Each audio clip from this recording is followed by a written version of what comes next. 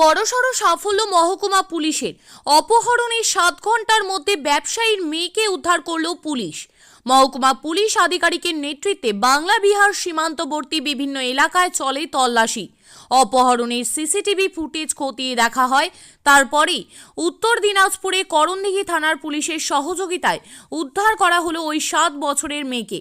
গ্রেপ্তার 2 দুষ্কৃতী, স্বস্তির নিঃশ্বাস পরিবারের। মহকুমা পুলিশ আধিকারিককে ধন্যবাদ গ্রামবাসীর। প্রকাশ্য দিবালোকে বাড়ির সামনে থেকে 6 বছরের কন্যা শিশু অপহরণ হয়ে যাওয়ার 7 ঘন্টার মধ্যে 2 অপহরণকারীকে গ্রেপ্তার করল পুলিশ। উদ্ধার করা হয়েছে মেয়েটিকেও। করণদিঘি থানার টুঙ্গিদিঘি ট্রাফিকের নাকা চেকিং পয়েন্টে ট্রাফিক পুলিশ তাদেরকে গ্রেপ্তার করেন বলেন খবর। শিশু সহ 2 দুষ্কৃতীকে করণদিঘি থানায় নিয়ে যাওয়া হয়েছে। পুলিশ সূত্রে জানা গিয়েছে, ধৃত 2 অপহরণকারীর নাম মনসুর আলম, বয়স 30 এবং এজাজ আহমেদ। তাদের বাড়ি হরিশ্চন্দ্রপুরের গাঙ্গন নদিয়া গ্রামে।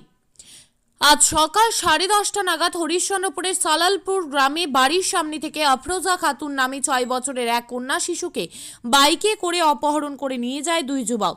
তদন্তে নামে পুলিশ আর তাদেরকে গ্রেপ্তার করা হয়। পরবর্তী খবরের আপডেট পেতে হলে ফলো করুন এই নিউজ চ্যানেলটিকে। সকালে 10টায় আমার মেয়েকে কিডন্যাপ করা হয়েছিল। এখন করণদিঘিতে আমার মেয়েকে পাওয়া গেছে, তাই জন্য সবাইকে ধন্যবাদ। মহকুমা পুলিশদেরকেও ধন্যবাদ। পাওয়া গেছে, সবাইকে ধন্যবাদ। তবে পুলিশরা আমাদেরকে সহযোগিতা করেছে, সবাইকে ধন্যবাদ। আপনার নাম? মালা বিবি।